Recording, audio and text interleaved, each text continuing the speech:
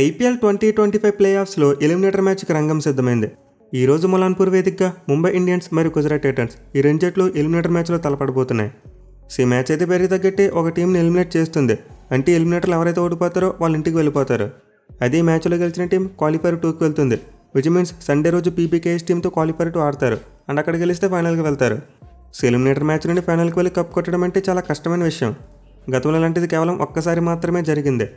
2016 సంవత్సరంలో SRH team eliminator గెలిచి ఆ తర్వాత క్వాలిఫైర్ 2 గెలిచి ఫైనల్లో కప్ కూడా కొట్టారు. ఒక్క సందర్భం తప్పితే మిగతా సందర్భాలు ఇప్పుడు కూడా ఎలిమినేటర్ ఆడిన టీం ఫైనల్లో కప్ కొట్టలేదు. బట్ ఎనివే ఈసారి మాత్రం ఎలిమినేటర్ ఆడబోతున్న రెండు జట్లకు చాలా మంచి అవకాశాలు కనిపిస్తున్నాయి. ఎందుకంటే రెండు జట్లు ప్రీవియస్గా ఛాంపియన్షిప్ గెలుచుకున్నారు. అంటే ప్లే ఆఫ్స్లో ప్రెజర్ ఎలా హ్యాండిల్ చేయాలి ఎంతో కొంత అంచనా ఉంటుంది. At the same time top 2లో ఉన్న టీమ్స్ చూసుకుంటే కప్ కొట్టని టీమ్స్. దీన్ని బట్టి చూసుకుంటే రెండు జట్లు జాగ్రత్తగా ప్లాన్ చేసుకుంటే కప్ గెలిచేందుకు అవకాశాలు ఉంటాయి. పర్టికులర్గా ముంబై టీం 2023లో ఎలిమినేటర్ దగ్గర నుంచి క్వాలిఫైర్ 2 వరకు వెళ్ళగలిగారు. అయితే ప్రజెంట్ సిచ్యువేషన్ చూసుకుంటే మాత్రం రెండు జట్లకు నెగిటివ్గానే కనిపిస్తుంది. అంటే రెండు జట్లు కూడా టాప్ 2కి వెళ్ళేందుకు అవకాశం వచ్చింది. బట్ ఈ 2 టీమ్స్ తమ చివరి మ్యాచ్లో ఓడిపోయి అవకాశాన్ని పోగొట్టుకుని వచ్చి ఎలిమినేటర్లో పడ్డారు. మళ్ళీ మనం ముంబై టీం పీబీకేఎస్ మీద ఓడిపోయినప్పుడు చెప్పుకున్నాం. వాళ్ళైతే ఈ సీజన్లో పాయింట్స్ టేబుల్లో తమ కంటే పైన 3 టీమ్స్ మీద ఒక్క మ్యాచ్ కూడా గెలవలేదు. పర్టికులర్గా ఎలిమినేటర్లో తలపడిపోయి గుజరాత్ టీం మీద చాలా పూర్ రికార్డ్ కనిపిస్తుంది. ఈ ఏడాది వాళ్ళతో 2 మ్యాచెస్ ఓడిపోయారు. అండ్ ఓవరాల్గా చూసుకున్న గుజరాత్ టీం మీద ముంబై టీంకి అస్సలు మంచి రికార్డ్ లేదు. ఈ రెండు జట్లు ఇప్పటివరకు 7 మ్యాచ్లో తలపడితే గుజరాత్ టీం 5 మ్యాచ్లో గెలిచారు. ముంబై టీం కేవలం 2 మ్యాచ్లో మాత్రమే గెలిచారు.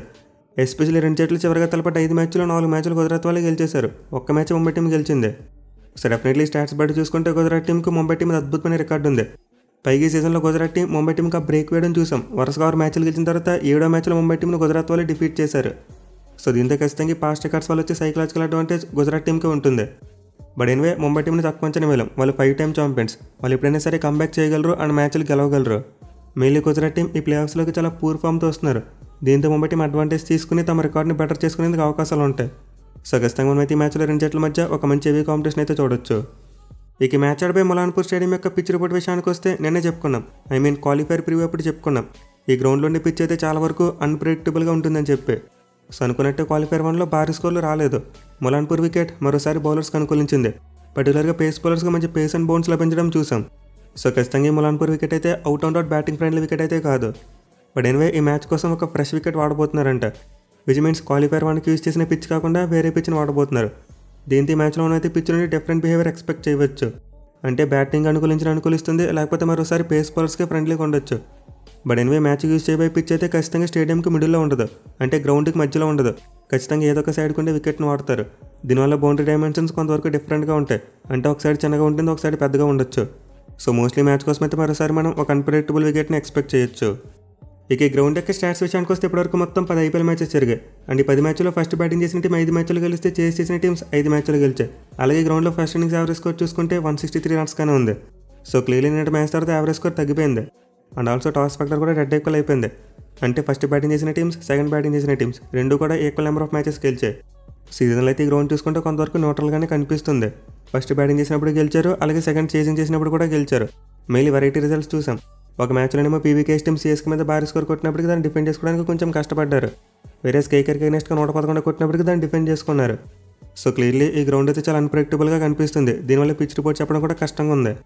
బట్ ఎనివే నన్ను అడిగితే ఫస్ట్ బ్యాటింగ్ చేసిన టీంకి ఎక్కువ అడ్వాంటేజ్ ఉండే ఛాన్స్ ఉండొచ్చు. ఇండియన్ మ్యాచ్లు చూసాం. సెకండ్ హాఫ్లో పీబీకేఎస్ బౌలర్స్కి చాలా ఎక్కువ స్వింగ్ దొరికింది. అదే మీరు ఫస్ట్ హాఫ్లో ఆర్సీబీ బౌలర్స్ బౌలింగ్ చేసినప్పుడు చూస్తే అంత స్వింగ్ రాలేదు. పీబీకేఎస్ టీం మరీ తక్కువ స్కోర్ కొట్టడం వల్ల చేసి చాలా కంఫర్టబుల్గా వెళ్ళిపోయింది. కానీ ఇదే పిచ్ మీద ఒక 170 లేదా 160 కొట్టుంటే మ్యాచ్ ఇంకా ఇంట్రెస్టింగ్గా ఉండేది. బట్ ఎనివే ఈ మ్యాచ్ కోసం ఫ్రెష్ వికెట్ వాడబోతున్నారని చెప్పి ముందే చెప్పుకున్నాం. దీంతో మోస్ట్ లైక్లీ టాస్ గెలిచిన కెప్టెన్ ముందుగా ఫీల్డింగ్గా తీసుకోవచ్చు. ఇక ఈ గ్రౌండ్లో రెండు జట్లకి రికార్డ్ చూసుకుంటే ప్రీవియస్గా ఎప్పుడు కూడా ఫేస్ ఆఫ్ జరగలేదు. బట్ ది ఫస్ట్ టైం ఈ గ్రౌండ్లో ఆడబోతున్నారు. బట్ ఎనివే ప్రీవియస్గా వేరే టీమ్స్ చూసుకుంటే రెండు జట్లు 0-1 మ్యాచ్ ఆడాయి. అంటే 2024లో పీబీకేఎస్ టీంతో రెండు జట్లు 0-1 మ్యాచ్ ఆడాయి. అండ్ 2 మ్యాచ్లో చూసుకుంటే ముంబై వాళ్ళు గెలిచేశారు, గుజరాత్ వాళ్ళు గెలిచేశారు. మీలా 2 విజయాలు కూడా చాలా క్లోజ్గా రావడం చూసాం. గ్రౌండ్లో అయితే రెండు జట్లు ప్రీవియస్గా తమాడిన ఒక్కొక్క మ్యాచ్లో గెలిచారు, ఓటమైతే లేదు. ఇక ఈ మ్యాచ్ యొక్క రిపోర్ట్ చూసుకుంటే వర్షం పడడానికి ఏమీ కనిపించట్లేదు. మోస్ట్లీ మనమైతే ఫుల్ మ్యాచ్ను ఎటువంటి బ్రేక్స్ లేకుండా చూసేందుకు ఎక్కువ అవకాశాలు ఉన్నాయి. ఇక టీమ్స్ విషయానికి వస్తే గుజరాత్ టీం చాలా స్ట్రగుల్ అవుతుంది. పర్టికులర్గా వాళ్ళు ఆడిన గత 3 మ్యాచ్లు చూసుకుంటే బౌలర్స్ ధారాళంగా రన్స్ ఇచ్చారు. మెయిన్లీ గత 2 మ్యాచెస్లో కలిపి 450 కంటే ఎక్కువ రన్స్ సమర్పించుకున్నారు. ఈ సీజన్లో గుజరాత్ టీం మ్యాచ్లు గెలుస్తున్నారంటే దానికి మెయిన్ రీజన్ రెండు. ఒకటి top order performance, 2 bowlers performance. కానీ గత 2 మ్యాచ్లు చూసుకుంటే ఈ 2 ఫెయిల్ అయ్యాయి. పర్టికులర్గా వాళ్ళు తమ లాస్ట్ మ్యాచ్లో సిఎస్కే టీం చాలా ఘోరంగా ఓడిపోయారు. గుజరాత్ టీం అయితే ఈ మ్యాచ్లో వీటన్నిటి నుండి కంబ్యాక్ చేయాలి. మెయిల్ వాళ్ళు ఈ మ్యాచ్లు గెలిచి క్వాలిఫైర్ టు ఆడాలంటే వాళ్ళ బౌలర్స్ బాగా పెర్ఫామ్ చేస్తేనే వర్కౌట్ అవుద్ది. ఎందుకంటే వాళ్ళకి ఈ మ్యాచ్లు అలాంటి బ్యాటింగ్లో జాస్ బట్లర్ ఉండడు, విచ్ మీన్స్ వాళ్ళు ఎక్కువగా ఓపెనర్స్ మీద డిపెండ్ అవుతారు. సో గిల్ మరియు సుదర్శన్ మీద అయితే నమ్మకం పెట్టుకోవచ్చు. బట్ ఓన్లీ వీళ్ళిద్దరు పెర్ఫార్మెన్స్తోనే మ్యాచ్ గెలవాలంటే అది ఇంపాసిబుల్. బౌలర్స్ ఖచ్చితంగా పెర్ఫామ్ చేయాలి, అదర్వైజ్ వాళ్ళు ఎంత స్కోర్ కొట్టినా సరే దానికి ఎలాంటి ఉపయోగం ఉండదు. సో ఈ మ్యాచ్లో అయితే గుజరాత్ టీం జాస్ బట్లర్ ప్లేస్లో కుశాల్ మెండిస్ని తీసుకొస్తారు. అండ్ మోస్ట్ లైక్లీ వాళ్ళ టీంలో ఒక్క మార్పే జరగచ్చు. లేదు దీంతోపాటు మరి మార్పు ఏదైనా చేయాలనుకుంటే సొంతాన్ని కూడా తీసుకొచ్చే ప్రయత్నం చేయొచ్చు. మెయిల్ వాళ్ళకి బౌలింగ్లో ప్రసిద్ధి కృష్ణ ఒక్కడే బాగా పెర్ఫామ్ చేయడం చూస్తున్నాం, కానీ మిగతా బౌలర్స్ అందరూ కూడా లాస్ట్ మ్యాచ్లో చాలా ఎక్కువ రన్స్ ఇచ్చేశారు. సో దీంతో గుజరాత్ టీం తమ బౌలింగ్ ఏదైనా వెరైటీ తీసుకురావడం కోసం సొంతాన్ని ప్లేయింగ్లోకి తీసుకొచ్చే అవకాశాలు ఉంటాయి. అదర్వైజ్ కుశాల్ మెండిస్ మార్పు ఒకటే మనం చూసేందుకు ఎక్కువ అవకాశాలు ఉంటాయి. ఇక ముంబై టీం విషయానికి వస్తే వీళ్ళ టీంలో కూడా మార్పులు జరగబోతున్నాయి. మెయిల్ ముగ్గురు ఫారెన్ ప్లేయర్స్ ప్లే ఆఫ్స్కి అవైలబుల్గా ఉండబోట్లేదు. సో ముంబై టీం అయితే ఆబ్వియస్లీ ర్యాన్ రికార్డన్ ప్లేస్లో జానీ బైర్స్టన్ తీసుకొస్తారు. బట్ విల్ జాక్స్ ప్లేస్లో ఎవరిని తీసుకొస్తారనేది ఒక క్వశ్చన్ మార్క్.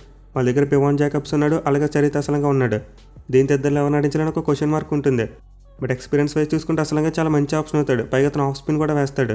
సో ఇదైతే హై ప్రెజర్ ఉండే ప్లే ఆఫ్ మ్యాచ్ కాబట్టి మేబీ ముంబై టీం అసలంక కోసం వెళ్ళొచ్చు. ఎనివే వాళ్ళ టీం పెర్ఫార్మెన్స్ చూసుకుంటే బ్యాటింగ్లో ఎక్కువగా స్కై మీదే డిపెండ్ అవుతున్నారు. మిగతా బ్యాట్స్మెన్ వారు కూడా చెప్పుకోదగ్గ స్థాయిలో రాణించలేకపోతున్నారు. పర్టికులర్గా రోహిత్ శర్మ మరియు తిలక్ వర్మ వీళ్ళిద్దరు ఎక్కువగా స్ట్రగుల్ అవ్వడం చూస్తున్నాం. సో ఈ మ్యాచ్లో ముంబై టీం భారీ స్కోర్ రావాలంటే వీళ్ళిద్దరు కూడా మంచిగా ఆడాలి. ఎస్పెషల్లీ స్కైకి ఒక ఇద్దరు బ్యాట్స్మెన్ మంచి సపోర్ట్ ఇస్తే చాలు ఈజీగా మ్యాచ్ని గెలిపించేస్తాడు. అలాగే బౌలింగ్లో చూసుకున్న బౌమర్ ఒక్కడి దగ్గర ఉండే కన్సిస్టెన్సీ చూస్తున్నాం. మిగతా బౌలర్స్ ఒక మ్యాచ్లో సరిగ్గా వేస్తున్నారు, ఒక మ్యాచ్లో సరిగ్గా వేయట్లేదు. సో ఈ మ్యాచ్లో అయితే ముంబై బౌలర్స్ దగ్గర నుండి కూడా కలెక్టివ్ ఎఫర్ట్ రావాలి, అదర్వైజ్ ఈ మ్యాచ్లో వాళ్ళు గెలవడం కొంతవరకు కష్టమే. సో ఈ ప్లే ఆఫ్స్ కోసం అయితే ముంబై టీం ఎగ్జాక్ట్గా సరిపోయి రీప్లేస్మెంట్ ప్లేయర్స్ని అయితే తెచ్చుకున్నారు. బట్ ఈ మ్యాచ్లో వాళ్ళు గుజరాత్ టీంలో నుంచి క్వాలిఫైర్ టూకి వెళ్ళాలంటే ఖచ్చితంగా టీమ్ ఎఫర్ట్ కావాలి, అదర్వైజ్ మరోసారి ముంబై టీంకి పరాభవం తప్పకపోవచ్చు. ఇక ఈ మ్యాచ్లో ప్లేయర్ బ్యాటిల్స్ విషయానికి వస్తే మెయిన్ బ్యాటిల్స్ పవర్ ప్లేలో ఉండబోతున్నాయి, అది కూడా గుజరాత్ టీం బ్యాటింగ్ చేసినప్పుడు. So obviously Mumbai bowlers plan చాలా సింపుల్గా ఉంటుంది. ఎంత త్వరగా వీలైతే అంత త్వరగా గుజరాత్ ఓపెనర్స్ని అవుట్ చేయాలి. అండ్ దీనికోసం వాళ్ళు అయితే ఈ మ్యాచ్లో పవర్ ప్లేలో బోల్ట్ మరియు బుమ్రా ఈ కాంబినేషన్ ట్రై చేయాలి. ఎందుకంటే బౌల్డ్ చూసుకుంటే సుదర్శన్ మీద చాలా మంచి రికార్డు ఉంది. అతను 4 ఇన్నింగ్స్లో 2 టైమ్స్ అవుట్ చేశాడు. ఇన్ఫాక్ట్ ఆ 2 అవుట్స్ కూడా ఈ సీజన్లోనే వచ్చాయి. ఈ రెండు జట్ల మధ్య జరిగిన 2 మ్యాచ్లు కూడా బౌల్ట్ సుదర్శన్ వికెట్ తీసుకున్నాడు ఎర్లీగా. ఇక అదరాన్ని చూసుకుంటే గిల్ అయితే బుమ్రాకి అగెనిస్ట్గా చాలా స్ట్రగుల్ అయ్యాడు. అతను బౌలింగ్లో 8 ఇన్నింగ్స్లో 38 బాల్స్ ఆడగా 34 పరుగులు మాత్రమే చేశాడు, అండ్ ఆల్సో 2 టైమ్స్ అవుట్ కూడా అయ్యాడు. ఇన్ఫాక్ట్ ప్రీవియస్గా 2 జట్ల మధ్య మ్యాచ్ జరిగినప్పుడు కూడా బుమ్రాని గిల్ వికెట్ తీసుకున్నాడు. సో దీంతో ఈ మ్యాచ్లో ముంబై టీం కాస్త ప్లాన్ మార్చుకోవాలి. కొత్త బాల్ బోల్ట్ మరియు దీపక్ చార్కి ఇచ్చే కంటే బోల్ట్ మరియు బుమ్రాకి ఇస్తే బాగుంటుంది. ఇక that side of power play చూసుకుంటే రోహిత్ శర్మ లెఫ్ట్ ఆర్మ్ స్విమ్మర్స్కి చాలా స్ట్రగుల్ అవుతున్నాడు. దీంతో మరోసారి అర్షద్ ఖాన్కి మరి అతనికి మధ్య ఒక మంచి బ్యాటిల్ చూడొచ్చు. లాస్ట్ టైం అర్షద్ ఖాన్ రోహిత్ శర్మను అవుట్ చేశాడు. అలాగే జానీ బైర్స్టో మరియు మొహమ్మద్ సిరాజ్ మధ్య కూడా ఒక మంచి బ్యాటిల్ పడబోతుంది. ఇక మిడిల్ ఆర్డర్స్లో చూసుకుంటే the most crucial battle Suryakumar Yadav versus ప్రసిద్ధి కృష్ణ. ఇదైతే ఒక మ్యాచ్ డిసైడింగ్ బ్యాటిల్ అని చెప్పుకోవచ్చు. ఎందుకంటే ప్రజెంట్ ఇద్దరు ప్లేయర్స్ అద్భుతమైన ఫామ్లో ఉన్నారు. తమ టీం మ్యాచ్లు గెలిచినా గెలవకపోయినా సరే ఇద్దరు మాత్రం ప్రతి మ్యాచ్లో కన్సిస్టెంట్గా ఆడుతున్నారు. పైగా గుజరాత్ బౌలర్స్లో స్కైకి అగెనిస్ట్గా ప్రసిద్ధికి మాత్రమే కాస్త కూస్త బెటర్ రికార్డ్ కనిపిస్తుంది. సో ప్రీవియస్ వాళ్ళిద్దరు 8 ఇన్నింగ్స్లో తలపడితే ప్రసిద్ధ్ 2 సార్లు స్కైన్ అవుట్ చేశాడు, కానీ యావరేజ్ మరియు స్ట్రైక్ రేట్ చాలా వరకు మెరుగ్గానే ఉన్నాయి. దీంతో మ్యాచ్లో గుజరాత్ బౌలర్ స్కైన్ ఎలా ఆపుతారనేది చాలా ఇంట్రెస్టింగ్ ఉండబోతుంది. ఇక చివరికి హార్దిక్ పాండ్యా మరియు సాయి కిషోర్ మధ్య కూడా ఒక మంచి బ్యాటిల్ చూడొచ్చు. ఈ సీజన్లో 2 జట్లు తలపడి 2 మ్యాచ్లు కూడా వీళ్ళిద్దరి మధ్య హీటెడ్ మూమెంట్స్ చూసాం. ఈవెన్ ముంబైలో మ్యాచ్ జరిగినప్పుడు సాయి కిషోర్ హార్దిక్ పాండ్యాని అవుట్ కూడా చేశాడు.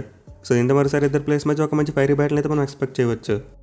ఎనివే ఈ మ్యాచ్ అయితే డెఫినెట్లీ ఆన్ ది పేపర్ చూసుకుంటే ముంబై టీమే బలంగా కనిపిస్తుంది. వాళ్ళ దగ్గర మ్యాచ్ వినర్స్ ఎక్కువ ఉన్నారు, అండ్ ఆల్సో గుజరాత్ టీం ఫామ్తో పోలిస్తే కాస్త బెటర్గా ఉంది. వేరే పాస్ట్ రికార్డ్స్ చూసుకుంటే మాత్రం అన్ని కూడా గుజరాత్కి అనుకూలంగా ఉన్నాయి.